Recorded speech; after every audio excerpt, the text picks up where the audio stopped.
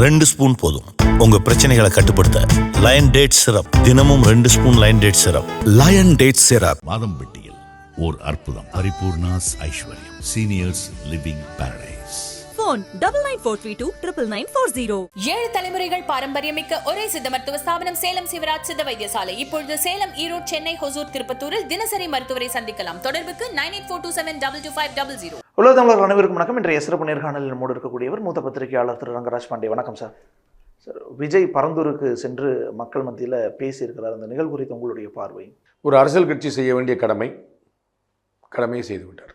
எப்படி செஞ்சிருக்காரு அந்த கடமையை? நல்லா செஞ்சுருக்காரு. அவருக்கு நல்லா பப்ளிக்கை ஃபேஸ் பண்ணுறதுங்கிறது தெரியுது அப்படின்னு தெரியுது. நமக்கு ஒரு 3 பொது மேடைகள் நம்ம பார்த்துருக்கோம் இப்போ வரைக்கும் அவருடைய பொலிட்டிக்கல் கெரியரில். ஒன்று மாநாடு, இன்னொன்று அம்பேத்கர் புத்தக வெளியீடு, இங்கே மூணாடில். 3லேயும் ஒழுங்காக நல்லா ஃப்ளோவாக பேசுகிறார். அவர் சினிமாவில் அவருடைய குட்டி கதையெல்லாம் சொல்லிவிட்டு நம்ம பாடல் வெளியீட்டு நிகழ்ச்சியில் நல்லா பேசுவார். ஒரு 2 மணி நேரம் 1.5 மணி நேரம்லாம் பேசுவார். அப்போ நான் எல்லோரும் என்ன சொல்லுவாங்க, அவருக்கு ஸ்கிரிப்ட் பண்ணிட்டாங்க, அவர் சினிமாக்கார் டைலாக்னுவாங்க. ஆனால் அவருக்கு அந்த பேச்சு எப்படி நல்லா fully commanding over the language அவருக்கு எப்படி தெளிவாக இருந்துச்சோ அது மாதிரி அவருக்குன்னு ஒரு பாணி வச்சுருக்கிறார். பெரிய அனக்டோட்ஸ்லாம் இல்லாமல், பெரிய மேற்கோள்கள்லாம் இல்லாமல், சாதாரணமாக ஒரு மனிதன் பேசும்போது ஒரு கலை கொண்டு வர வச்சுருக்காரு. அப்படி 3 இடத்துலையுமே அப்படி தான் பேசுகிறார். மாநாட்டிலையும் சிறப்பாக பேசிட்டார், அம்பேத்கர் புத்தக வெளியீட்லையும் சரியாக பேசிட்டார், இங்கேயும் சரியாக பேசிட்டார். பேசினல் அடடா பின்னிட்டார், எப்பா அப்படியே ஆடி போயிட்டேன் அப்படிங்கிறதுக்கு ஒன்றும் இல்லை. என்னங்க பேச்சு, அதெல்லாம் ஒரு பேச்சாங்க, என்ன வந்தார் போனார் அப்படின்னா ஒழுங்காக இருந்துச்சு, நீட்டாக இருந்துச்சு. எவ்வளோ என்ன மீட்டரில் இருக்கணுமோ அது அவங்க கணக்கில் சொன்னால் அந்த அளவு இருந்துச்சு, கரெக்டாக இருந்துச்சு. He was able to connect with audience. அங்கே மேலே எதிர இருக்கக்கூடிய பொதுமக்களோட கரெக்டாக கனெக்ட் பண்ணார். அவர் நான் ஏர்போர்ட்டே வேண்டாம்னு சொல்ல, இங்கே வேண்டாம்னு சொல்கிறேன், வளர்ச்சிக்கு எதிரானவன் இல்லை, நான் உங்களோட நிற்பேன், எனக்கு அனுமதி கொடுக்கல வைக்கிறேன், எல்லாமே அவங்க எல்லாம் கனெக்ட் ஆனாங்க. அவர் ஒவ்வொரு வாக்கியம் முடிய அநேகமாக எல்லா வாக்கியங்களுக்கும் கைதட்டு கிடச்சிது. மொத்தம் ஒரு 50 வாக்கியம் பேசியிருப்பாருன்னா ஒரு 35 வாக்கியத்துக்கு கைதட்டு கிடச்சிது. அதனால் கரெக்டாக he connected the common man in a perfect way. Sir, இந்த விஷயத்துக்கு அவர் நேராக போகிறாரு அப்படிங்கும்போதே நிறைய கட்டுப்பாடுகள் விதிக்கப்பட்டுச்சு. அதெல்லாம் ஒன்றும் விதிக்கல, அது அவருடைய பாதுகாப்பு கொடுத்தது தான். தமிழ்நாடு கவர்மெண்ட் இது ஹைலைட் ஆகி பெருசாகி விஜய் பெருசாருக்கான ஏற்பாடு பண்ணக்கூடாது. விஜய் வளருவதை திமுக அரசு விரும்புதா? ஆமாம். எந்த அளவுக்குங்கிறதுல அவங்க ஒரு கட்டுப்பாடு. அதனால தான் கட்டுப்பாடுங்கிறது என்னென்ன, நீ வளரு ஆனால் எந்த அளவுக்கு அப்படிங்கிறது. அதான் அது அந்த அந்த போன்சாய் மரங்கள் மாதிரி, அதாவது வளரணும் ஆனால் நான் சொல்கிற அளவில் அப்படிங்கிறது. அப்போ விஜய் வளர்ந்தால் அவர்களுக்கு நல்லது, நான் பலமுறை அதை பேசிட்டோம். அப்போ அதுக்கு ஓவராக வளர்ந்துட்டாங்க, அப்புறம் அவருக்கு நல்லதாக போயிடும். அப்போ அதனால் எந்த அளவுக்குங்கிற அதனால தான் நீங்கள் கரெக்டாக ரொம்ப தடை கிடையாது, கட்டுப்பாடு. விஜய் போகக்கூடாதுன்னு சொல்லியிருக்கலாமே, எந்த கட்சி தலைவரும் போகக்கூடாது இல்லையே.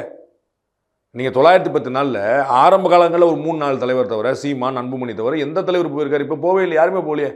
அண்ணாமலை போல், எடப்பாடி பழனிசாமி போல், 2 கம்யூனிஸ்டுகள் போல், விடுதலை சிறுத்தைகள் கூட்டணி கட்சி பற்றி பேச வேண்டாம் பாவம், அவங்க தோழமை சுட்ட கூட போகல, யாருமே போகலையே. இப்போ எந்த கட்சியுமே போகலையே. ஸோ அப்போ இவருக்கு மட்டும் போயிருக்காரு, அப்புறம் அனுமதி கொடுக்கப்பட்டு தான் வச்சுருக்காரு, அதில் ஒன்றும் இல்லை. அப்போ கட்டுப்பாடோடு ஒரு அனுமதி கொடுத்துருக்காங்க. அப்போ நீங்கள் போங்க, வளருங்க, அதில் தடை விதிச்சிருந்தாங்கன்னா பெருசாக இருக்கும், அவர் பெருசாக இருப்பார் விஜய்க்கு. ஆமாம், தடை விதிக்காமல் கட்டுப்பாடு பண்ணால் நல்லது கூட. கட்டுப்பாடும் அவருடைய சேஃப்டி தான். ஏன்னா நீங்கள் விஜய் மாதிரியான ஒரு ஸ்டார் பொலிட்டிஷியன்ஸுக்கு அவங்கள தொட்டு பார்க்க நிறைய பேர் விரும்புவாங்க. உங்களை மாதிரி ஆட்கள்லேயும் நிறைய பேர் பார்த்துருப்பாங்க, ஃபேன்ஸ் நிறைய வருவாங்க, கையை பிடிச்சிருப்பாங்க. அது அதெல்லாம் வேறு நடக்கும். அப்போ அவருக்கு அப்படிங்கும்போது இன்னும் பெருசாக இருக்கும். அதனால் அவர் போலீஸ் பாதுகாப்பு லேயர் தாண்டி அவருடைய பவுன்சர்ஸ் அவர் தனியாகவே கூட்டு பண்ணியிருக்காரு.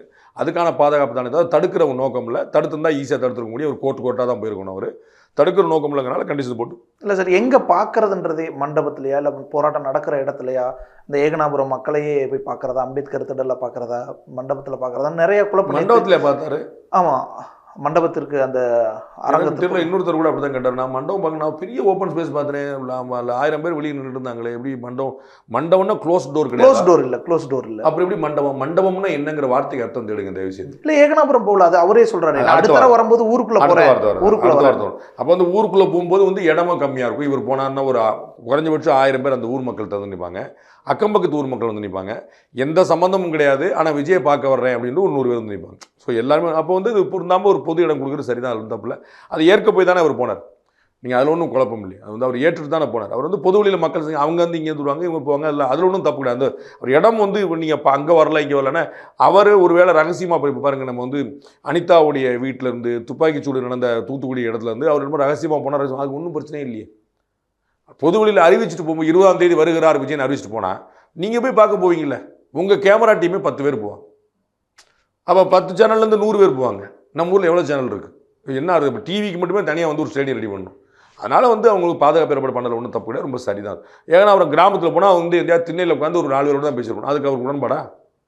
இப்போ எப்படின்னா பொது வழியில் வரணும், லைவ் போகுது, கேமரா போகுது, டீம் இருக்குது, கேரவன் இருக்குது, அவருடைய செக்யூரிட்டி ஃபோர்ஸஸ் இருக்கிறாங்க, பொதுமக்கள் இருக்காங்க, ரசிகர்கள் இருக்காங்க, எல்லாரும் வருவாங்கன்னு தெரியுமில்ல. அதனால் பண்ண ஏற்பாடு தான். அதில் வந்து தமிழக அரசு காவல்துறை கொடுத்த கெடுவில் நான் வந்து ஒரு பெரிய கெடுபடியில் நான் வந்து ஒரு பெரிய பிள்ளை இப்படி பண்ணிட்டீங்கன்னு சொல்லியிருக்காங்க ஒன்றும் கிடையாது. அப்படி நிறைய பேர் சொல்கிறாங்களே, இன்னும் மக்களை தானே பார்க்க போகிறாருன்னெல்லாம் பேசுகிறாங்க. அதுக்கு எதுக்கு இவ்வளோ கட்டுப்பாடுன்னு எல்லாம் கேட்டாங்களே. அவங்கெல்லாம் சொல்லுவாங்க, அதே விஜய் வந்து ஏன் வெள்ளத்தடுப்பு வந்து வீட்டுக்குள்ளே கொடுத்தாருன்னு கேட்கணும்ல. அதை விமர்சனம்ல பண்ணாங்க. மக்களை ஏன் பார்க்க போலன்னு விமர்சனம்ல பண்ணாங்க. அவர் வெளியே வந்தால் கூட்டம் வருங்கிறது தெரியுமில்லங்க. அவர் ஒரு ஸ்டாருங்கிற நம்ம மறுக்க முடியாதுல்ல. அவர் ஒரு ரஜினி மாதிரி, கமல் மாதிரி, அஜித் மாதிரி ஒரு ஸ்டார் இல்லை. அவர் வந்து ஒரு பெரிய ஹீரோ. அவர் பார்க்கறதுக்கு விரும்புறதுக்கு லட்சம் பேர் இருக்கிறாங்க. ஒரு ஃபோட்டோ எடுத்து கொடுத்துருங்க சார் அப்படின்னு சொல்லி லட்சியமாக வாழ்க்கை லட்சியமாக எவ்வளோ லட்சம் பேர் இருக்கிறாங்க. அப்போ அது நம்ம கவனிக்கணும்ல. அதான் அந்த பாதுகாப்பை சேர்த்து ஒன்று பார்க்கணும்ல. அதே விஜய் ஒருத்தர் பராண்டி விட்டான் அப்படின்னா நீங்கள் என்ன செய்வீங்க? ஆனாப்பட்ட அமைச்சருக்கே ஒருத்தர் சேத்த வார்த்தை அடிச்சிட்டாங்க, இது வீடு விட தேடிட்டு இருக்காங்க, யாரா அந்த வார்த்தைன்னு தேடிட்டு இருக்காங்க. ஒரு பாட்டியம்மா ஏதோ வந்து படத்துக்கு ஏதோ போஸ்ட் பண்ணிச்சுன்னு அந்த பாட்டியம்மா தேடிட்டு இருக்காங்க. உள்ளே அதிகமாக வந்து எனக்கு தெரிஞ்சு அப்ஸ்காண்ட் ஆகிருக்கிறது வந்து செந்தில் பாலாஜியோட பிரதரும் அந்த பாட்டியும் தான். ரொம்ப நாளாக வந்து ஓடிட்டு இருக்குது. அது வந்து அப்படி தெரியும். அப்போ இவர் மேலே ஏதாவது ஒன்று பண்ணிட்டாங்கன்னா எவ்வளோ ஒரு பாதுகாப்பு. அதே மாற்றி நீங்கள் கேட்பீங்களே, தமிழ்நாடு காவல்துறை என்ன செய்கிறது கேட்பீங்களா இல்லையா? அப்போ வந்து அந்த பாதுகாப்பில் நான் வந்து குறை காணேன். ஸோ அந்த கட்டுப்பாடுங்கிறது விஜய்க்கு நல்லது தான். விஜயோடைய கட்சி, விஜயோடைய பாதுகாப்பு எல்லாத்தையும் சேர்த்து விட்டு அதில் வந்து தெரிசணும் மிஸ்டேக். சார் இன்னும் நிறைய நேரம் பேசியிருக்கலாம். அவர் ரொம்ப ஷார்ட்டாக 10 நிமிஷத்துக்குள்ளே முடிச்சிட்டாரு. ஏன்னா திருப்பி மேலே மக்களே பேச சொல்லி அவர் வந்து அலௌடு இருக்கான்னு தெரியலையே என்னெல்லாம் சொல்லி அதாவது எவ்வளோ நேரம் பேசிக்கிட்டோம் நம்ம கெடு விதிக்க முடியாதுங்க. அவருக்கு த்ரோட் இன்ஃபெக்ஷன் மாதிரி தெரிஞ்சது. அவர் ரொம்ப நேரம் இருமிட்டு இருந்தார். ஒரு 4-5 தடவை இருமிகிட்டே இருந்தார். வச்சுட்டு திரும்ப பேச ஆரம்பித்தார். அதுக்கு மேலே அங்கே கண்டென்ட்டும் கிடையாது. பகலில் 12:30 மணி கரெக்டாக நடு வெயில், உச்சி வெயில், உச்சந்தலை பிளந்ததுமாங்க அந்த நேரம் வெயில். அதனால் வந்து அது எல்லாத்தையுமே கருதி பண்ணுறது சரி தான். சாயந்தரம் ஒரு 4 மணி 5 மணி இருந்தால் கூட பரவாயில்ல. இப்போ நீங்கள் வந்து அவர் வந்து குறைய நேரம் பேசுகிறவர் இல்லை, நல்லா பேசுவார். அது ஒன்றும் இல்லை. நம்ம மாநாட்டில் வந்து அவ்வளோ விரிவாக பேசினார், நம்ம வந்து பார்த்தோம். அதே புக் ரிலீஸில் அவ்வளோ நேரம் பேசினார். இங்கே ஷார்ட்டாக முடிச்சா இதுதான் காரணம். அது நல்லா உச்சி பழக்கிற வெயில், நல்ல வெயில் அடிச்சிருக்கு, பொட்டை வெளி. அதனால் வந்து அதில் நம்ம வந்து இவ்வளோ நேரம் போதும். அதுபோல் கண்டென்ட் கிடையாது. ஒரு இஷ்யூ தானே. பொதுவாக இப்போ தமிழ்நாடு பாலிடிக்ஸ் பற்றி பேச போனார்னு வச்சுக்கோங்களேன். அப்போ நீங்கள் வந்து நிறையா பேசுறீங்க, தமிழ்நாடு பாலிடிக்ஸ் பற்றி பேச மேட்டரா இல்லை சார் அப்படின்னு ஆளுநரில் ஆரம்பித்து, அண்ணா யூனிவர்சிட்டியில் ஆரம்பித்து, புதுக்கோட்டையில் வந்து சமூக கொலை வரைக்கும் 100 விஷயம் பேசிகிட்டே போயிடும். இது வந்து ஏகனாபுரம், பரந்தூர் மக்களுடைய பிரச்சனையை பற்றி பேச வந்திருக்கீங்கனால லிமிட்டடாக பேசிட்டாரு. சரி, இந்த விமான நிலையமே நான் வேணான்னு சொல்லலை, இங்கே வந்து வேண்டான்னு தான் சொல்கிறேன். எங்கே வேணும்னு அவர்கிட்ட ஒரு வார்த்தை கேட்டேன். அந்த அந்த கேள்வி எங்கே பண்ண முடியும்? பனையூர்லையா, கோபாலபுரத்துலையா, போயஸ் கார்டன்லையா? சிட்டி பெருத்திருக்கும் போது தானே சவுட் எடுக்கிறாங்க. நீங்கள் சார் சென்னை விமான நிலையத்தோட விரிவாக்கம் தான் சார் முயற்சி. சென்னை விமான நிலையத்தை விரிவாக்க முடியல. பக்கத்துலேயே வந்து ஒயிட் ஃபீல்டு அதுன்னு 2-3 ட்ரை பண்ணி பார்த்தாங்க, அதுவும் நடக்கலை. அதுக்கப்புறம் வந்து கொண்டு போய் அங்கே போய் வைக்கிறாங்க. சென்னை விமான நிலையத்துக்கு இன்னொரு விமான நிலையம் தான் ஐடியா. ஒன்று இன்டர்நேஷனல் வைப்பாங்க, லோக்கல் வைப்பாங்க, ஏதோ வைப்பாங்க, அதான் ஐடியா. அப்போ சென்னை, காஞ்சிபுரம், திருவள்ளூர், செங்கல்பட்டு தானே வைக்கணும். நீங்கள் டெக்னிக்கலி பார்த்தீங்கன்னா, if I am not wrong, வருவாய் மாவட்டமே இப்போ இருக்கக்கூடிய ஏர்போர்ட்டே சென்னை மாவட்டம் கிடையாது. அதுவே காஞ்சிபுரம் மாவட்டம் தான் இருக்கும். நீங்கள் ரெவன்யூ பார்த்தீங்கன்னா சென்னை ஏர்போர்ட்டுன்னு பேர். சென்னை அந்தராட்சரிய தான் சொன்னாங்க. சென்னை இன்டர்நேஷனல் ஆனால் சென்னை பின்கோடே கிடையாது. அது காஞ்சிபுரம் மாவட்ட பின்கோடு. அதுக்கு என்ன செய்ய முடியும்? அப்படி தான் இருக்கும் அது. அப்போ நீங்கள் வந்து சுற்றி நீங்கள் வாங்கினா காஞ்சிபுரம், திருவள்ளூர், செங்கல்பட்டு, சென்னை 4 டிஸ்ட்ரிக்ட்குள்ளே நீங்கள் வைக்க முடியும். வேற எங்கே வைக்க முடியும்? சென்னை விமான நிலையம்னு நீங்கள் புதுக்கோட்டையில் வைக்க முடியாதுல்ல. நான் பேரங்க வச்சுக்கிறேன். காஞ்சிபுரம் மாவட்டத்தில் இப்போ புதுக்கோட்டை மாவட்டத்தில் வைக்க முடியாதோ அப்படின்னு வச்சுக்க முடியாது. அப்போ நீங்கள் சுற்றி இடம் தான் தரணும். ரெண்டாவது, இவருக்கு விஜய் அவர்களுக்கு வந்து எங்கே போனாலும் ஒரு பழக்கம் இருக்குது. என்னென்ன, எதை பற்றி பேசினாலும் தென்னை மரத்தில் ஒரு குத்து, பனை மரத்தில் ஒரு குத்து. ஒன்றிய அரசு இப்படி செஞ்சிருச்சு, மாநில அரசு இப்படி செஞ்சிருச்சு. இதில் ஒன்றிய அரசு என்ன செஞ்சுன்னு அவர் சொல்லணும். தமிழ்நாடு அரசு சென்னை ஏர்போர்ட் பத்தாதுங்க, சரிங்களா, சூப்பருங்க, ஒரு இடம் பார்த்து கொடுங்க, இன்னொரு ஏர்போர்ட் கட்டி கொடுத்துருன்னு சொல்லுது. ஏர்போர்ட் அத்தாரிட்டி ஆஃப் இந்தியாவுடைய வேலை ஏர்போர்ட்டை பில்டு பண்ணுறது.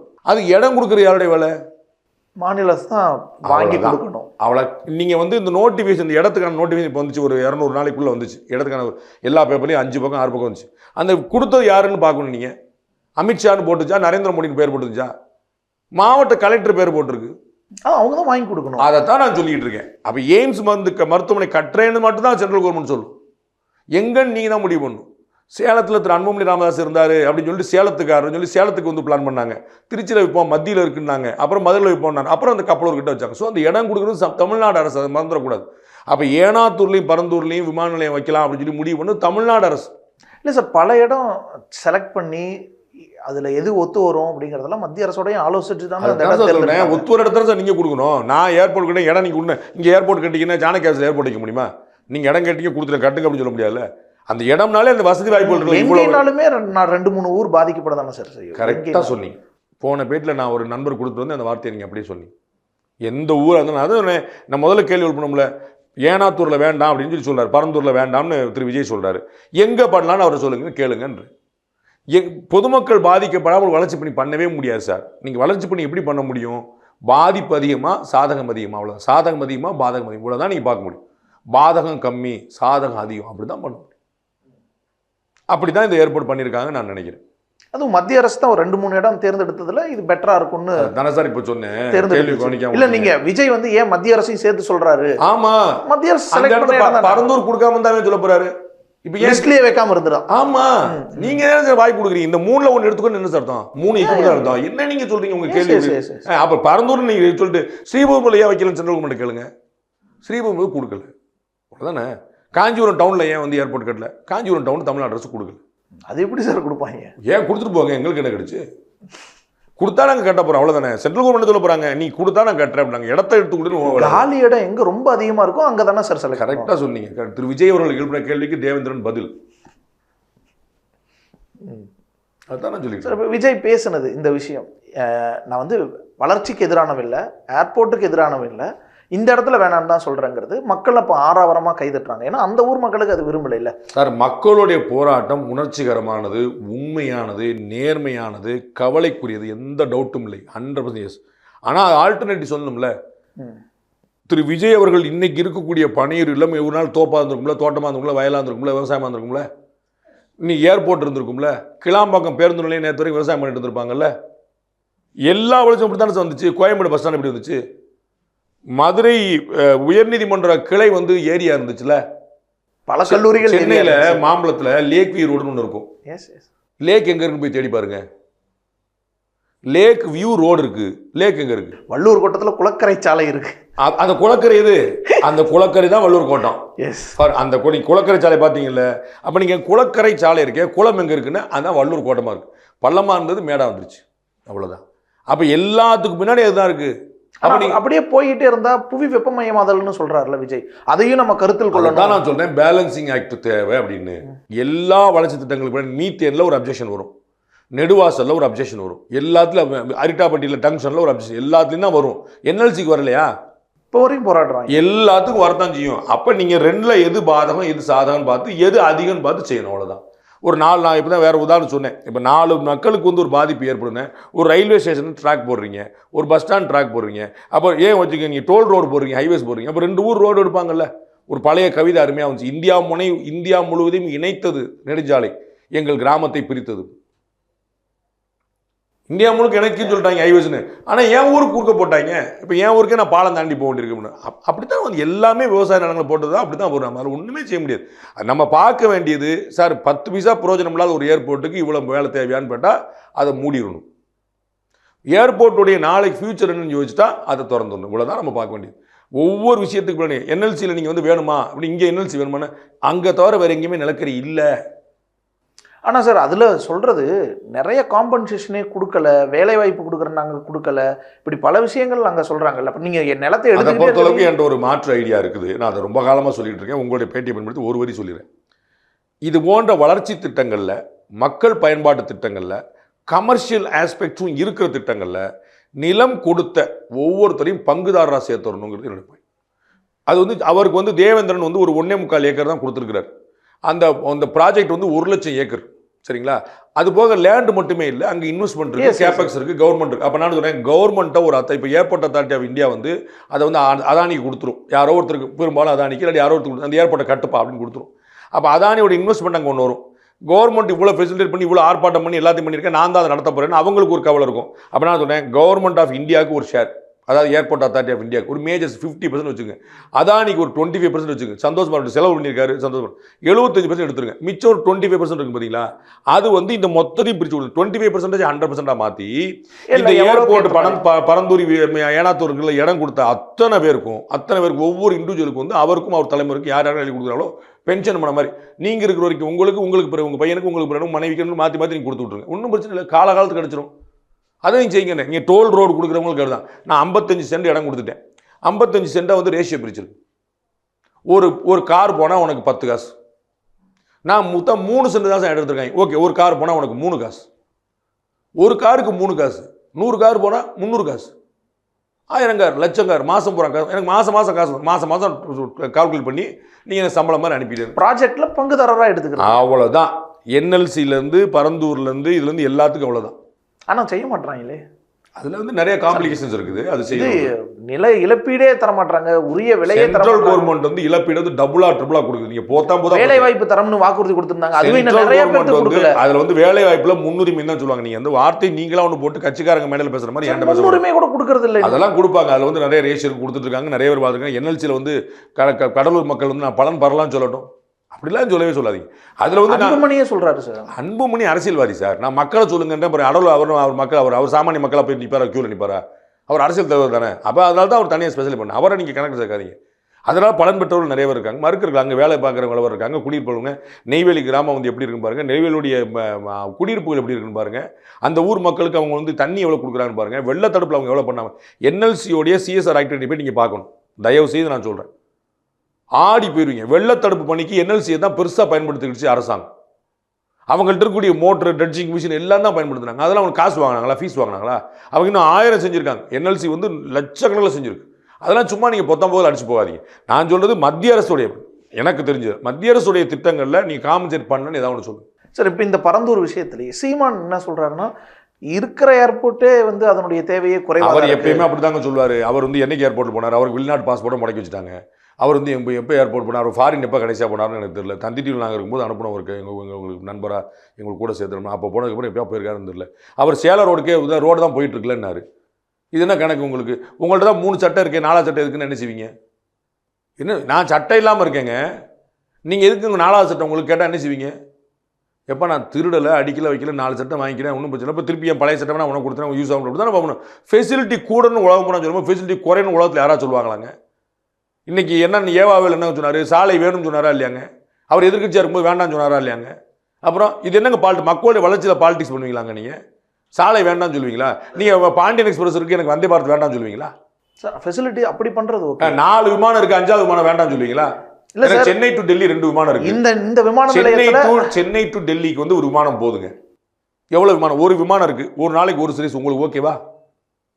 2வது சர்வீஸ், 3வது. ஏன் அவ்வளோ பேர் போகிறான்? ஆம்னி பஸ் எப்படி கூடுச்சு? பஸ் எப்படி கூடுது? ட்ரெயின் எப்படி கூடுது? ட்ரெயினில் கோச் இப்போ சென்னை டு திருநெல்வேலி வந்தே பாரத் ட்ரெயினுங்க 8 கோச் தாங்க இருந்துச்சு. 16 கோச்சாக மாற்றிருக்காங்க முந்தானத்துலேருந்து. 8 16 ஆக்கியிருக்காங்க. அடுத்து நினச்சுவாங்க 32 ஆக்குவாங்களா? நான் இன்னொரு ட்ரெயின் விடுவோம், அவ்வளோதான். அப்போ ஒரு ட்ரெயின் கொடுத்தியா, இன்னொரு ட்ரெயின் எதுன்னு கேட்பீங்களா? என்ன லாஜிக்கு? அண்ணன் சீமான் வந்து நல்லா அடுக்குமுள்ள பேசுவார், நீங்களாம் கைது விட்டுவீங்கனால சொல்லிட்டே இருப்பீங்க. இல்லை சார், ஆனால் இங்கே சென்னை ஏர்போர்ட்டில் இன்னும் அந்த 100% வரலைங்கிறாரு. தெரியலங்க, நீங்கள் போய் பாருங்கள். அண்ணன் யார்கிட்ட என்னென்ன கேட்கணுங்கிறது இருக்குல்ல. நீங்கள் சீமான்கிட்ட போய் சென்னை டிராஃபிக், ஏர்போர்ட் டிராஃபிக் எப்படி இருக்குன்னு சென்னை ஏர்போர்ட் ஆத்தாட்ட போய் கேளுங்க, என்ன டிராஃபிக் கேளுங்க. அவங்க பார்க் பண்ணுறக்கு இடமெல்லாம் விளையாடிட்டு இருக்காங்க. பார்க் பண்ணுறக்கு இடமெல்லாம் விளையாடிட்டு இருக்காங்க. எவ்வளோ கன்ஜெஷனாக இருக்குன்றீங்க.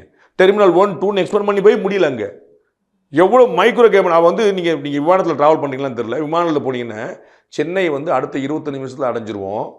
டிபெண்ட்ஸ் அப்பான் த டிராஃபிக் அப்படிமா. டிபெண்ட்ஸ் அப்பான் த ஏர் சொல்ல மாட்டான். நான் சென்னைக்கு போயிடுவேன், இறங்க விட மாட்டான் என்னைய. ஃப்ளைட்டில் பைலட் என்ன சொல்ல கேளுங்க. அவர் ஏதோ சொல்லாங்க, நமக்கு என்னப்பா இங்கிலீஷ் சொல்லிட்டு விட்டு போயிடுவீங்க.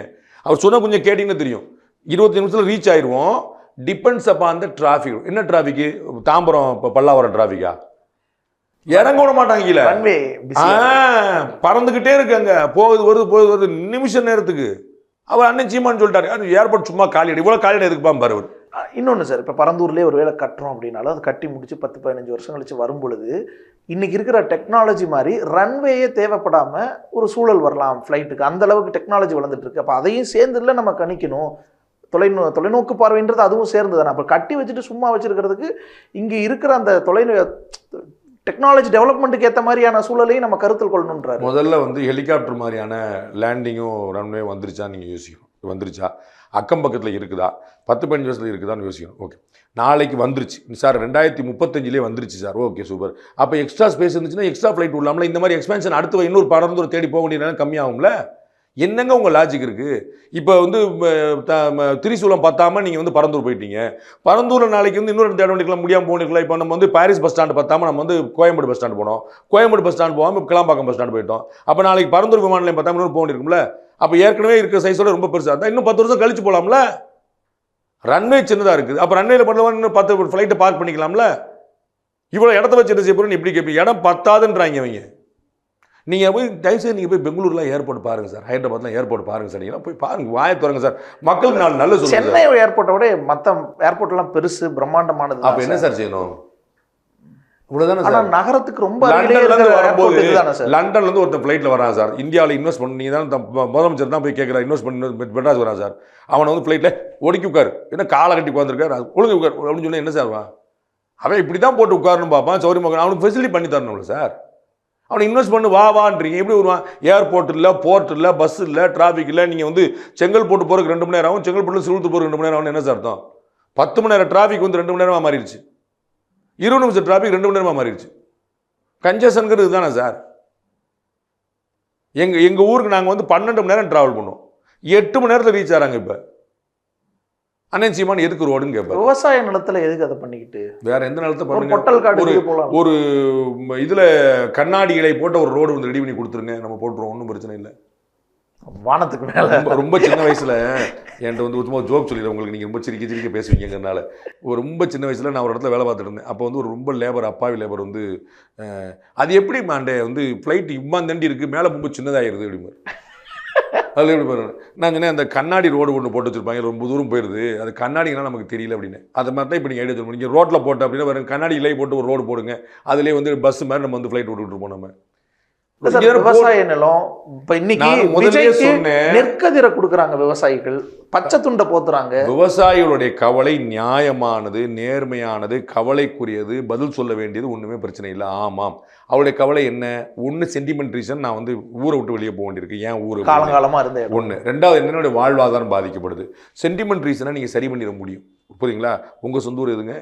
ஈரோடு. இங்கே என்னங்க பண்ணிட்டு இருக்கீங்க? மெட்ராஸில் இங்கே தானே சார் எல்லாமே இருக்கீங்க, மீடியா மொத்தம் சொந்த ஊர் ஈரோடு தானே. அப்போ இங்கே என்ன வேலை உங்களுக்கு? அவ்வளோதான். அப்போ நீங்கள் சொந்த ஊர் உங்களுக்கு ஈரோடுனா பாசம் இருக்கும், எங்கள் ஊரும்பீங்க, அதனால தான் உங்களுக்கு பெரியார் மேலே எக்ஸ்ட்ரா பாசம், அதெல்லாம் நான் புரிஞ்சுக்கிறேன். அதெல்லாம் ஒரு பக்கம் இருக்கட்டும். அதை தாண்டி நீங்கள் பொழப்புக்காக வந்தீங்களா, அது மாதிரி எல்லாரும் மைக்ரேட் ஆகிறாங்க. ஸோ அதை நம்ம சரி பண்ணிட முடியும். ஆனால் கஞ்சி கோழியில் என்ன நினைச்சுவீங்க? திருப்பி ஊருக்கே போயிடலாமான்னு யோசிப்பீங்க, புரியுங்களா உங்களுக்கு? அப்போ அவங்களுக்கு வாழ்வாதார வழி விட்டுட்டு அந்த பிரச்சனை சமாளிச்சலான்னு, அதுக்கு தான் உங்களுக்கு முதலே நான் நினச்சோம். வாழ்வாதாரம் தான் பிரதான பிரச்சனை, அதுக்கு அட்ரஸ் பண்ணிட்டா. தொடர்ந்து இப்படியே இதையே காரணமாக வச்சு ஒரு நகரத்தையே பெருக்க வச்சுக்கிட்டே இருக்கிறது, விரிவாக்கிக்கிட்டே போறதும் ஆபத்துன்றாங்கல்ல. எல்லா பக்கமும் வந்து வளரணும். ஆனா நீங்க என்ன செய்றீங்க? அரிட்டாப்பட்டியில வளர விட மாட்டேன்றீங்க, நெடுவாசல்ல வளர விட மாட்டேன்றீங்க, பாதிக்கப்படுறதுனால மக்கள் வந்து போராடுறாங்க. அண்ணாமலை போய் வாக்குறுதி கொடுத்துட்டு நான் சொல்லேன், அது சரியா தப்பாங்கிற வாக்குள்ள நான் போல. நீங்க வந்து ஒண்ணுன்னா, இப்ப நான் ஒரு பேச்சுக்கு அரிட்டாப்பட்டியில மேலூர் தொகுதிக்குள்ள அந்த டங்ஷன் தொழிற்சாலை வருது, அது வந்து வேதாந்தா நிறுவனம் வருது அப்படின்னா 1000 பேர் வேலை பார்ப்பான் அந்த இடத்துல. 1000 பேர், 1000 குடும்பம். அப்போ துணை நிறுவனம், கிளை நிறுவனம், மாற்று வழியில் 10,000 பேர் வேலை பார்ப்பான். அப்போ அது உங்களுக்கு வளர்ச்சி பெருகும், பைசா பெருகும். இன்றைக்கி வந்து ஸ்டெர்லைட் ஆலையை திரும்ப திறக்கணும்னு நாமக்கல்லில் போராடுறாங்க. கேள்விப்பட்டீங்களா? கேள்விப்பட்டிருக்க மாட்டீங்கல்ல, சும்மா ஏதோ ஃப்ராட் பண்ண நினச்சிட்டு போயில. நாமக்கல் லாரிக்காரன் பூரா பாதிக்கப்பட்டிருக்காங்க. எங்களுக்கு ஒரு நாளைக்கு 500 லாரி போயிட்டு இருந்துச்சுங்க, ஒரு நாளைக்கு 500 லாரி. இப்போ அது பாதிக்கப்பட்டிருக்குன்னு சொன்ன போகிறாங்க. அப்போ எவ்வளோ பெரிய வாழ்வாதாரம் பாதிக்கப்பட்டுன்னு யோசிக்க மாட்டேன். அப்போ நீங்கள் மீத்தேன் அலோவ் பண்ண மாட்டீங்க, நெடுவாசல் அலோவ் பண்ண மாட்டீங்க, ஸ்டெர்லைட் அலோவ் பண்ண மாட்டீங்க. ஒரே நகரம் வளருது அப்படின்னா எப்படி வளருன்னு என்ன செய்யறது சொல்லுங்கள்? என்எல்சிக்கு சண்டைக்கு வருவீங்க, எதுக்கு நீங்கள் சண்டைக்கு வராமல் இருந்தீங்க? 10 வழிச்சாலைக்கு சண்டைக்கு வந்தீங்க, நீங்கள் எதுக்கு சண்டைக்கு வராமல் இருந்தீங்க சொல்லுங்கள்? Right sir. ஆனால் அதுக்காக நம்ம வாழ்வாதாரம் முக்கியம், நமக்கு வளர்ச்சி முக்கியம், வாழ்க்கையே மொத்தமாக லிஸ்ட் பண்ணிடக்கூடாது இல்லைன்றாங்கல்ல. அதான் முதலே சொன்னேங்க. நம்ம கனிம வளத்தை நீங்கள் வெட்டி எடுத்துட்டீங்கன்னா உருவாக்கவே முடியாத வளத்தை வெட்டக்கூடாதுன்றாருல. 13வது தடவை சொல்கிறேங்க. அடுத்த வழிக்கு காப்பர் போயிடுச்சுங்க ஸ்டெர்லைட்னால. இந்தியா காப்பர் ஏற்றுமதி நாடாக இருந்தது, அதன் மூலமாக நமக்கு டாக்ஸ் கலெக்ஷன் இருந்துச்சு, காப்பர் சர்ப்ளஸ் இருந்துச்சு. இன்னைக்கு சைனாட்டையும் பாகிஸ்தான்ட்டையும் காப்பர் வாங்குறதுல போயிட்டோம். காப்பர் இல்லாமல் உங்கள் கேமரா டீம் வந்து 10 நிமிஷம் ஒர்க் பண்ணிருக்கீங்க. உங்கள் கேமரா டீம் எல்லாமே அருமையாக சொன்னீங்க. அப்போ அது காப்பர் வந்து உற்பத்தி ஆகணுமா வேண்டாமா? ஆமாம் சார். ஆனால் அப்புறம் காப்பர் மகாராஷ்டிரா வேணான்றுச்சு, குஜராத் வேணான்றுச்சு, கர்நாடகா வேணான்னு, கேரளா வேணான்னு தமிழ்நாட்டுக்கு கொண்டு வந்தோம். நம்மளும் முழிச்சுக்கிட்டு போராடி வேணான்றோம். மூடிட்டீங்களா? ஸ்டெர்லைட்டை திறந்தாரு, மூடிட்டீங்க. நம்ம காப்பருக்கு எங்கே போவீங்கன்னு கேட்குறேன். அது போய் சொல்லுங்க. எல்லாரும் வேணான்ட்டாங்க சார், நான் மட்டும் இழிச்ச வேணான்னு கேட்குறீங்க. ஆமாங்க, வேண்டாங்க, இழிச்ச வேணா இருக்க வேண்டாங்க, நீங்களும் மூடிடுவோம். எங்கே போவீங்க? அது காசு யார் கொடுப்பா? இன்னைக்கு நேற்று காப்பர் 10 ரூபா, இன்னைக்கு காப்பர் 15 ரூபா. யார் காஸ்ட் யார் தலையில் விடியும்? உங்களுக்கு ஒரு கேமரா வாங்கினா வித்தவுட் காப்பர் கேட்பீங்களா? காப்பர்லெஸ் கேமரா கொடுங்க கேட்பீங்களா? அப்படி ஒன்று இருக்கா? பண்ணவே முடியாது. அவ்வளவுதான், புரிஞ்சுக்கங்கன்றேன். அப்ப எசென்சியல் கமாடிட்டி, அத்தியாவசியம், பாதிக்கப்படாம ஐயோ இந்த அரசியல்வாதிகளோட சேர்ந்து எப்படி கெட்டு போயிட்டீங்க பாருங்க. உங்களுக்கு லாஜிக்கலா ஃபேக்சுவலா ஒரு விஷயம் வர மாட்டேது உங்களுக்கு. என்னன்னா நீங்க இப்போ அவங்க கூட சேர்ந்து இல்ல சார், பொட்டல் காடா இருக்கிற இடத்துல மக்கள் பக்கத்துல இல்லாத இடத்துல ஒரு இடம் கொடுங்க. அண்ணன் சீமான் அடையாளம் காட்டணும், டாக்டர் அன்புமணி ராமதாஸ் அடையாளம் காட்டணும், அண்ணன் விஜய் காட்டணும். எனக்கு இந்த 4 மாவட்டத்தில் ஒரு இடம் காட்டணும். புதுக்கோட்டை மாடல காட்டலாம் நம்ம புதுக்கோட்டை மாடல அதுக்கு எதுக்கு சார் பெங்களூர்ல இறங்கிக்கலாமே. இந்த 4 தானே சொல்லணும். நீங்க சென்னை விமானே பார்க்கறதுல சொல்ல முடியல, சமாளிச்சுக்கலாம்ல. நீங்க சொல்லுங்க 4 மாவட்டத்தில் ஒரு இடம் சொல்லுங்க, இடம் கொடுங்க. யார் வேணான்றப்பரா? ஏன் சொல்லுதல் யாருக்கும் எளிய, அறியவாம் சொல்லிய வண்ணம் செய்யும். ஈஸியாக சொல்லுவேன். இவெல்லாம் பாட வந்துட்டான் பாரு, இவெல்லாம் கிரிக்கெட் விளாட்றான் பாரு, நீங்கள் சொல்லிட்டு போகலாம். ரிஷப் பந்த் என்ன விளாட்றான் ஒன்றும் சரியில்லைன்னு சொல்லி நீங்கள் சொல்லிட்டு போங்க. பேட்டை பிடிங்க, உங்களுக்கு தெரியும். பேட்டை பிடிக்காத ஆளுங்க தான் பேசிட்டு இருக்காங்க. பேட்டை பிடிக்காத ஆளுங்களா? பிடிக்காத ஆளுங்க தான் பேசிட்டு இருக்காங்க. பிடிக்காத ஆளுங்க, பேட்டை பிடிக்க வாய்ப்பு இல்லாத ஆளுங்க சார். அப்படி எப்படி சொல்ல முடியும்? திமுகவே எதிர்த்த ப்ராஜெக்ட்ஸ் தானே திமுக இப்ப வந்து ஆதரிக்குது இல்ல. அதான் சொல்ல ஆளுங்கட்சியா வந்து அதான் சொல்றாரு அவரு. திரு விஜய் என்ன சொல்றாரு, நேற்று ஒன்று சொன்னீங்க. அதான் ஆளுங்கட்சியா இருந்த அதிமுகவுக்கும் ஆளுங்கட்சியா இருக்கிற திமுகவுக்கும் தெரியும். அதனால அடக்கி வாசிப்பாங்க. அப்படி போயிட்டு வருவாங்க. ஆளுங்கட்சியா வரவே முடியாத எல்லா கட்சியிலும் பேசிட்டு இருப்பாங்க. விஜய் அப்படி இப்பவே சொல்ல முடியுமா? 26 வாய்ப்பு இல்லைங்கிறனால இப்ப பேசுறாங்க இதெல்லாம். ஓகே. ஆனா விஜய் இப்ப சொல்றாரு கள அரசியலின் துவக்கம் இதுதான். நல்ல முகூர்த்த நாள், நல்ல சஷ்டி திதி, ஒரு காலையில் ஒரு ஆரம்பிச்ச போது நல்ல நாள் பார்த்து நல்லா ஆரம்பிச்சிருக்காரு. கள அரசியல் வந்து பண்ண வேண்டிய விஷயம்தான், நல்லா பண்ணியிருக்காரு. We have to welcome him. It's amazing thing. நல்ல விஷயம், வரவேற்க வேண்டியதான். எல்லா அரசியலும் களத்தில் வரணும் தான் சொல்லிட்டு இருக்கேன். நான் பலமுறை சொல்லியிருக்கேன், ஏடிஎம்கே சரியாக பண்ண மாட்டேது, பிஜேபி கம்மியாக பண்ணுன்னு தான் சொல்லிட்டு இருக்கேன். அதனால் இன்னொருத்தர் வந்து பிரச்சனை பண்ணாருன்னா நல்ல விஷயம் தான், அதில் வந்து வரவேற்க வேண்டிய விஷயம். கள அரசியல் தொடர்ந்து நீ எதிர்பார்க்கலாமா சார் அவர்கிட்ட? நான் அப்படி தான் கேள்விப்படுறேன். மாதத்துக்கு வந்து ஷூட்டிங்கான டேட்டும் அரசியலுக்கான டேட்டும் பிரிச்சிருக்காருன்னு நான் கேள்விப்படுறேன். அதனால் வந்து ஒரு பேச்சு 10 நாள் இதுக்கு 10 நாள் இதுக்கு 10 நாள் அதுக்கு அப்படின்னு பிரிச்சுக்கிறாரு மாதிரி. அந்த மாதிரி ஒன்றால் முன்னாடிலாம் வந்து எப்படி செய்வாங்கன்னா அவங்க அட்டஸ்டேஜ் கொடுத்துருவாங்க. ஒரு 60 நாள் அப்படின்னு போட்டு ஹைதராபாத்தில் ஷூட்டு இல்லை ஃப்ரான்ஸில் ஷூட்டுன்னு ஏதாவது ஒரு போட்டு அவங்க வந்து ஒரு ஸ்ட்ரெச்சில் கொடுத்துருவாங்க. இப்போ வந்து ஒரு பிரித்து கொடுத்துருக்காருன்னு நான் கேள்வி. படமும் வரட்டும் இதுவும் வரட்டும் அப்படின்னு பிளான் பண்ணி கொடுத்துருக்காருன்னு நினைக்கிறேன். அதனால் அது வந்து டிஸ்டர்ப் ஆகாமல் முடியும். நான் கேள்விப்பட்டது வந்து மார்ச் வரைக்கும் போகும். ஸோ வந்து அதுக்குள்ளே வந்து முடிச்சுட்டு அப்புறம் மார்ச்சுக்கு அப்புறம் ஒரு வாரம் தான். இப்போ என்ன இங்கே வந்திருக்காருன்னு கொஞ்சம் விசாரித்த போது தெரிஞ்சுக்கிட்ட வந்து அது தனி இது தனி பிரிச்சுட்டாரு, டேட்ஸ் பிரிச்சுட்டாரு. ஸோ அப்போ இனி தொடர்ந்து வெளியில் அங்கங்கே வர்றதுக்கான வாய்ப்புகள் 2025 டிசம்பர் வரைக்கும் யாரும் ரோட்டுக்கு வர மாட்டாங்க சார். அப்பப்போ தலையை காட்டுவாங்க எல்லாருமே அப்பப்போ தான். திரு எடப்பாடி பழனிசாமி கட்சியை சேர்ந்த, புதுக்கோட்டையை சேர்ந்த ஒரு முன்னாள் ஒன்றிய கவுன்சிலர் அண்டு சிறுபான்மை சமூகத்தை சேர்ந்தவர் லாரி ஏற்றி கொல்லப்பட்டிருக்கார். திரு எடப்பாடி பழனிசாமி எங்கே இருக்காருன்னு நீங்கள் கேட்கணும். சொந்த கட்சிக்கு நான் ஒன்றுமே சொல்ல, அவர் எங்கே இருக்காருன்னு தெரியல எனக்கு. நான் சொன்னேன் உங்கள்கிட்ட. அடுத்தப்ப என்ன எதிர்பார்க்கலாம் சார் விஜய் கிட்ட? விஜய் என்ன செய்வார்? எந்த ஊர்? அரிட்டாப்பட்டி டங்ஷனுக்கு இல்லாட்டி மேலூருக்கு இல்லாட்டி ஏதாவது இது ஒன்று அது அரசியல்வாதிகளுக்கு பிரச்சனையாக இல்லாட்டா நம்மளே 2 ஊர் உருவாக்கிற வேண்டியதான். அதை நீங்கள் வந்து இதில் வந்து கவனித்து ஒன்று சொல்லணும். காவிரி பிரச்சனை என்ன ஆச்சுன்னு அதெல்லாம் சொல்ல மாட்டீங்க. முல்லை பெரியார் என்ன ஆச்சுன்னு சொல்லணும், அதான் சொல்ல மாட்டீங்க. நம்ம பேசிகிட்டு இருக்கும்போது முல்லை பெரியாரில் சுப்ரீம் கோர்ட்டில் சண்டை யாருக்கு தெரியுமா? 2 திராவிட அரசுகளுக்கு. 2 திராவிட அரசு? ஆமாம், கேரளாவில் திராவிட அரசு தானே. உங்களுக்கு அவர் கேமரா எடுத்து தொலைந்தான் சொன்னீங்க. அவர் வந்து அணையை நடத்தக்கூடாதுன்னு கேஸ் அப்டேட் கூச்சம் இல்லாமல் அப்டேட் போடுறாங்க கேரளாவில். என்ன பண்ண முடியும்? அவங்க கூட தோல்ட்டு பெரியாருக்கு வந்து பண்ணாரு இதுன்னு சொல்லிட்டு இருக்கீங்க. 50 வருஷமா கேரளா கவர்மெண்ட் அந்த ஸ்டாண்ட் தான் வைக்குது சார். கர்நாடகா கவர்மெண்ட் டெய்லி என் வீட்டில் வந்து திருடிட்டு போயிடுவான். ஆனால் என் பங்காளி சொல்லுவீங்களா சார்? எனக்கு ஒன்றும் புரியல. நான் எப்படி சார் நீங்கள் என்னுடைய உறவா இருக்க முடியும்? உடுக்கை இழந்தவன் கை போல் அங்கே இடுக்கன் களைவதாம் நட்பு. இடுக்கன் களைஞ்சாதான் நட்பு. இல்ல சார், நீ இடுக்கன் கொடுக்கறதே நீ தானே, அப்புறம் உனக்கு நட்பு வேண்டிய எடுக்க லாஜிக்கலா. ஆனா ஒரு கட்சியே அந்த மாநிலத்துல வேற ஸ்டாண்ட், இந்த மாநிலத்துல வேற ஸ்டாண்ட். அதனால தான் அவங்க 2 இடத்துல ஆட்சியில் இல்ல. பாஜகவும் கேரளால ஒரு ஸ்டாண்ட், இங்க ஒரு ஸ்டாண்ட் தான் சார். 2 மாநிலத்தில் ஆட்சியில் இல்ல. பாஜகவும் 2 மாநிலத்தில் ஆட்சியில் இல்ல. கர்நாடகால காங்கிரஸ் ஒரு ஸ்டாண்ட் இருக்கு, இங்க ஒரு ஸ்டாண்ட். அந்த ஊர் மக்கள் ஏத்துக்கிறாங்க, அதை தாண்டி 10% யோசிக்கிறாங்க. பாஜகவும் அங்க ஒரு ஸ்டாண்ட். இப்ப சமீபத்தில் காங்கிரஸ் கட்சி ஆட்சிக்கு வந்த தேர்தலில் நான் பல முறை சொல்லியிருக்கேன், மேகதாட்டு அணை கட்டுவோம் என்று வாக்குறுதி கொடுத்தது காங்கிரஸ். கூச்சமே இல்லை யாருக்கும் உங்களுக்கு கேள்வி கேட்கறதுக்கு. அதை பத்தி ஒரு வார்த்தை கூட கட்டுவோம்னாரு. அதை பத்தி ஒரு வார்த்தை சார். நீங்க டாக்குமெண்ட்லாம் பேசணும். யாரோ ஒருத்தர் சிவாஜி கிருஷ்ணமூர்த்தி பேசுறதுக்கு ஸ்டாலின் நான் கேட்க பசவராஜ் பொம்மை முதல்வர் சார், பாஜக முதல்வர் சார். ஜெகதீஷ் ஷட்டர் ஒருத்தர் கட்சியே மாறினாரு. நான் என்ன ரிட்டர்ன் அவங்களுடைய பாலிசி நீங்க பார்க்கணும் சார். ரிட்டர்னா அவங்க வந்து அவங்க தேர்தல் வாக்குறுதியில் காங்கிரஸ் கொடுக்குது. தேர்தல் வாக்குறுதியில் காங்கிரஸ் கொடுக்கல, பிஜேபி கொடுக்கல. ஓகே, அப்ப நீ யாருக்கு சொல்லணும்? அதனால தான் மக்கள் பார்த்து ரைட் ஓகே நம்ம இந்த விஷயத்துலயும் விஜய் ஒரு ஸ்டாண்ட் வெளிப்படுத்தி பேசணும். எந்த விஷயத்துல? முல்லை பெரியாறு அந்த விஷயம்லாம் தீர்ந்து போச்சுன்னு சொல்ல வரேன். அதுக்கு காரணம் சென்ட்ரல் கவர்மெண்ட்னு சொல்றேன். சென்ட்ரல் கவர்மெண்ட் காவிரி பிரச்சனையில் மத்திய அரசு தமிழ் அரசோட இருந்துச்சு, முல்லை பெரியாறு தமிழ் அரசோட இருக்கு. அதனால தான் அந்த பிரச்சனை வந்து நம்மளுடைய சைட்லேயே நிற்குது. இன்னைக்கு அவங்க காலி பண்ணி விட்டாங்க, வேற மாதிரி வாஜ்பாய் வந்து இனிஷியேட் பண்ணது இன்னைக்கு வரைக்கும் முழுக்க இந்த 2 பேச்சு நமக்கு சாதகமாக இருக்கு. அது இல்லாட்டி பாதகமாக போயிருக்கும், தண்ணி வராமலே போயிருக்கும். அதனால தான் அந்த பிரச்சனைகள் எல்லாமே இந்த பிரச்சனை வச்சிருக்கிறாருன்னு சொல்ல வரேன். திரு விஜய் ஏன் இந்த பிரச்சனை எடுத்தாரு, அந்த பிரச்சனை இல்லை அப்படின்னு. சார் விஜய் இப்போ இந்த பல கட்டுப்பாடுகள் இருக்குது, மக்கள் வந்து நேரடியாக சந்திக்க முடியாது தான், அவங்க ஏதாவது நெருக்குதல்கள் இந்த மாதிரி ஏதாவது இருக்கலாம் தான்.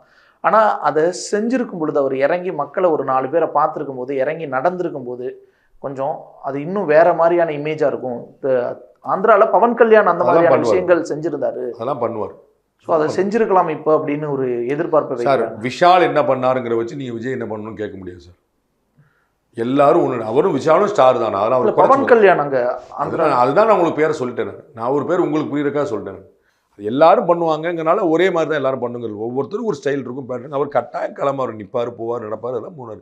அவர் என்ன இன்னைக்கு ஆர்ப்பாட்டம் பண்ணாரா, போராட்டம் பண்ணாரா, என்ன பண்ணார்? ஒன்றுமே இல்லையே. ஒரு மக்களை சந்திக்க போறேன்னார், பேசினாரு, பேச்சு கொடுத்தாரு, வந்துட்டார், அவ்வளோதான். வரணும் இல்லை. வழக்கமாக போராடக்கூடிய மக்களை சந்திக்க போகும்போது எந்த ஒரு அரசியல் கட்சி தலைவராக இருந்தாலும் அவங்களுடைய கட்சி அடையாளங்கள் இல்லாமல் தானே போவாங்க. போயிட்டு அவங்களுடைய கோரிக்கை போட்டு அப்படிலாம் இல்லை. பொது போராட்டங்கள் கிடையாது. அதெல்லாம் சும்மா ட்ரெண்ட். நீங்களாம் இப்போ இந்த 2K கிட்ஸா, நீங்களாம் என்ன கிட்ஸ் சொல்லுவீங்க? 2020K கிட்ஸ்ன்னு சொல்லிக்கணுமா? அவங்களெல்லாம் என்ன சொல்லுறதுனால நீங்கள் சின்ன பிள்ளைங்க, நீங்கள் அதெல்லாம் சொல்லுவீங்க. ஜல்லிக்கட்டுக்கு அப்புறம் தான் உங்களுக்குலாம் அரசியலே தெரியும். ஆஹா, ஜல்லிக்கட்டு இளைஞர்கள் இழிச்சுருந்தீங்க மாதிரி எவ்வளோ ரொம்ப. சார் அதுக்கு முன்னாடி நெடுவாசல் பிரச்சனை தகவலுக்காக சொல்கிறேன், எதுலையும் தகவலுக்காக சொல்கிறேன். 2017 அந்த ஜல்லிக்கட்டு பிரச்சனை ரொம்ப பெருசாக வந்தபோது நான் பெரிதும் மதிக்கிற ஒரு முக்கியமான ஒரு பிரமுகர் வந்து, this might be a beginning of new political era Pandey அப்படின்னாங்க. நான் சொன்னேன், no sir, this in ordinary event, அது வந்து இதுவும் கடந்து போயிடும் அப்படின்னு. No how can you see பெருசாக வரப்போது பார்த்துட்டே இருக்குன்னு. ஒன்றும் கிடையாது சார், இங்கேருந்து அவ்வளோ லீடர்ஸ் எமர்ஜ் ஆக போகிறாங்க, ஒருத்தர் எமர்ஜ் ஆக மாட்டாங்க, கவலையப்படாதீங்க அப்படின்னு. ஏன்னா எனக்கு தெரியும் என்ன நடந்தது. அதெல்லாம் நீங்கள் சும்மா அது எப்படி நடந்துச்சுன்னு எனக்கு டாப் டு பாட்டம் தெரியும்.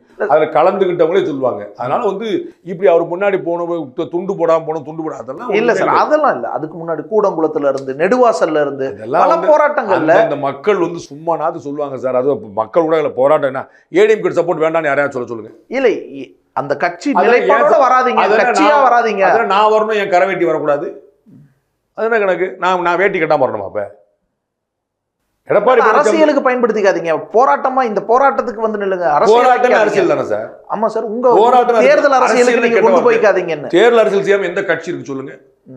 ஜல்லிக்கட்டு பிரச்சனைக்கு அப்புறம் யார் தேர்தல்? ஜல்லிக்கட்டுவே எவ்வளவு தேர்தல் அரசியல் பண்ணாங்க. ஜல்லிக்கட்டுக்கு அப்புறம் தேர்தல் அரசியல் நடக்கலையா? தேர்தல் நடக்கலையா? அரசியல் நடக்கலையா? என்ன ஒரு கற்பனை உலகத்தில் வாழ்ந்துக்கிட்டு நீங்க வந்து துண்டு அவுத்துட்டு வந்துருங்க அப்படின்னா நீங்க ஜோப்பா படக்கும் துண்டு அவுத்து வந்தாலும் கட்சி அவருடைய கட்சி நலன் ஆயிடக்கூடாது இல்ல? அப்படி ஒரு எல்லாருடைய கட்சிக்கு நலன் இருக்கு. விஜயோட கட்சிக்கு 10 பைசா பிரயோஜனம் செய்ய மாட்டாங்க. போராட்டம் தான் நாங்க முதன்மையா விஜயோட கட்சிக்கு பிரயோஜனம் இல்லைன்னு செய்ய மாட்டாங்க. மக்கள் போராட்டம் எல்லா கட்சிக்கும் தெரியும் பிரயோஜனம் தான் போல. 900 நாள்ல போன கட்சிகளுடைய பேரை நீ சொல்லணும். 700 நாட்களுக்கு முன்னாடி எனக்கு நினைவில் 2 பேர் போயிருக்காங்க. டிடிவி ட்ரை பண்ணி போகலையான்னு தெரியல. சீமான் போயிருக்கிறாரு, இவர் போயிருக்கிறார், அன்புமணி போயிருக்காரு. அப்போ இந்த 700 நாள் 910 நாளாக போகிற நடக்கும். இந்த 700 நாள் யார் போனாங்க? 700 நாளில் 2 வருஷம், 2 வருஷமாக ஒரு பிரச்சனைக்கு நீங்கள் போகலன்னா நீங்கள் என்ன பண்ணுறீங்கன்னு சொல்லுங்கள். மொத்தம் எவ்வளோ ஓட்டுன்னு கேட்டிருப்பாங்க. 3500 ஓட்டு பார்த்துக்கலாம். விடு நீங்கள் அரசியல்வாதி பற்றிலாம் ரொம்ப உணர்ச்சிப்படாங்க. விஜய் தன்னுடைய கட்சி நலனுக்கு, தன் நலனுக்கு, விஜயும் தன்னுடைய நலனுக்கு தான் போயிருக்காங்களே தவிர மக்கள் நலன் அந்த கலைஞருடைய வசனம் தான். ஆம், நான் வந்து தடாகத்தில் இருக்கக்கூடிய மீனை போல நான் சுயநலமாகத்தான் செயல்பட்டேன், ஆகாரத்துக்காகத்தான் நான் சாப்பிட்டேனே தவிர அதில் ஒரு பொதுநலம் இருக்குது அப்படின்னு. அது மாதிரி அவர் வந்து ஒரு சுயநலத்தில் ஒரு பொதுநலம் இருக்கு. அவருடைய கட்சி தான் நோக்கம். அதில் என்ன குழப்பம்? அப்போ இப்போ இந்த போராட்டம் வெல்லுமா? ஏன்னா எல்லா கட்சிகளும் ஏறத்தாழ எதிர்ப்பு மத்திய அரசு முடிவு பண்ணாலே தவிர எந்த போராட்டமும் மாற்ற முடியும். ஏன்னா மாநில அரசு அதுக்கு புரிஞ்சு துணைன்னு இருக்குது. ஸோ மத்திய மாநில அரசு துணை இருக்கும்போது ஒன்றும் செய்ய முடியாது.